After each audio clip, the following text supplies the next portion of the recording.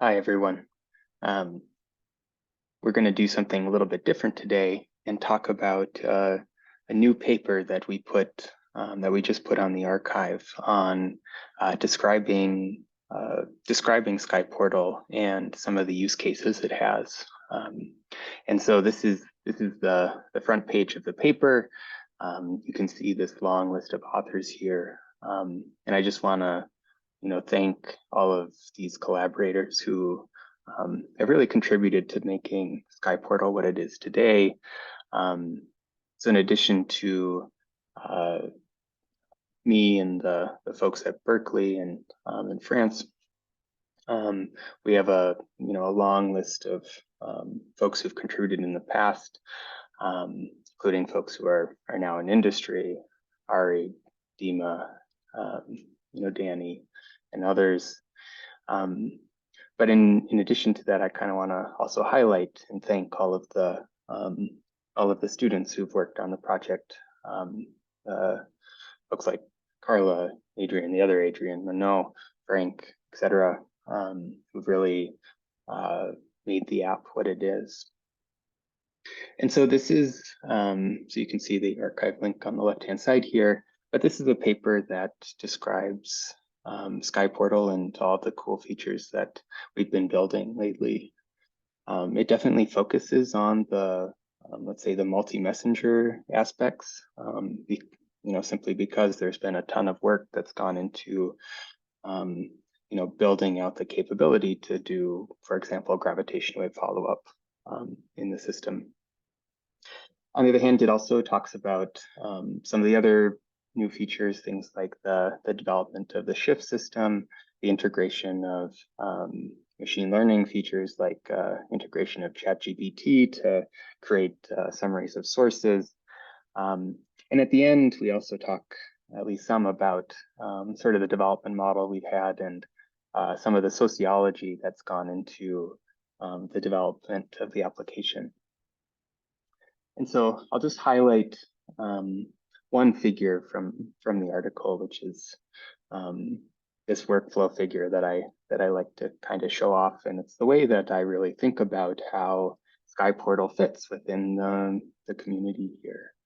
And so starting from the top left-hand side here, we have optical surveys. So as you probably know, SkyPortal is used within the Zwicky Transient Facility partnership, collaboration, amongst other teams, folks like Grandma, who also use ETF data amongst others. And it's really geared towards evaluating, analyzing alert stream data from something like ZTF or the forthcoming Vera Rubin Observatory. Kind of the other key, let's say, data stream, at least regular data stream that the app uses is these various multi-messenger observatories. On the International Gravitational Wave Network with LIGO, Virgo, and Kagra just turned on again, and 04 officially starts end of May. IceCube has been putting out public alerts for a while now. Fermi is kind of one of our, say, between Fermi and Swift, it's kind of our bread and butter, gamma ray burst follow-up, triggers that we've been using between the third observing run and now this fourth observing run to look for example, neutron star mergers. And so it's really the integration of these two alert streams that sort of brings you to the concept of a broker. And there's a variety of brokers these days that are designed to take in alert stream data and filter it and annotate it in some way, right? Like ZTF is putting out a million alerts per night or something. You do definitely need ways to filter that stream to pare it down to the stuff that you really only care about. And that's really what the brokers are designed to do.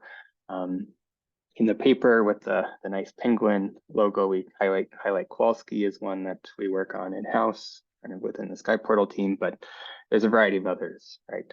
Ample, Lurse, Fink, Antares, etc.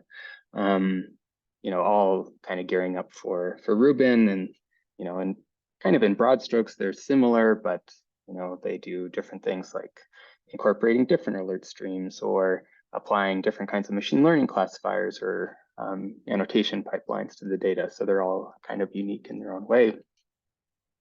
And kind of in a similar note, but for, let's say, multi-messenger sources, there's also both GCN, Kafka, and Sima, where these multi-messenger instruments, they send their alerts to, and they serve as kind of conduits to the community for this information.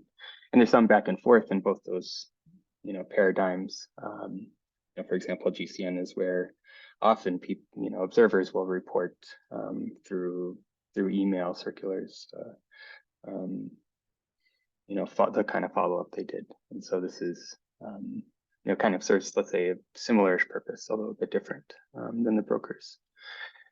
And really this is, and thereafter is kind of where we see SkyPortal, right? So SkyPortal is really, amongst other things, a clearinghouse for every kind of follow-up and kind of, let's say, analysis that you might be interested in doing with these data that come through these brokers or for multi-messenger sources from GCN or Sima. It's a place where you can ingest one of those filtered alert streams and trigger follow-up observations with your telescopes, or use a classification framework or some part of light curve fitting tool like NMMA, which is shown there with a kind of funny nucleus symbol, or MOSFET, which does generic light curve fitting. You can, request sort of integration with Slack or email or WhatsApp or, telephone notifications, right? If you need to know something's happening, SkyPortal is a place to kind of get those filtered streams these days. And so this is, we really see it kind of as an interface between, these sort of broker style things and, the variety of toolkits that, exist more broadly, toolkits and hardware that exist more broadly in the community. So we put out this paper because we're really excited for, we're really excited about, SkyPortal and its future, but also it is 04 is starting, and so it is time to share with the community where things stand, and we are really looking forward to working with you in the community to continue to make SkyPortal all it can be, and to implement the features that are needed to make this this era of time domain astronomy a successful thing. Okay, till next time.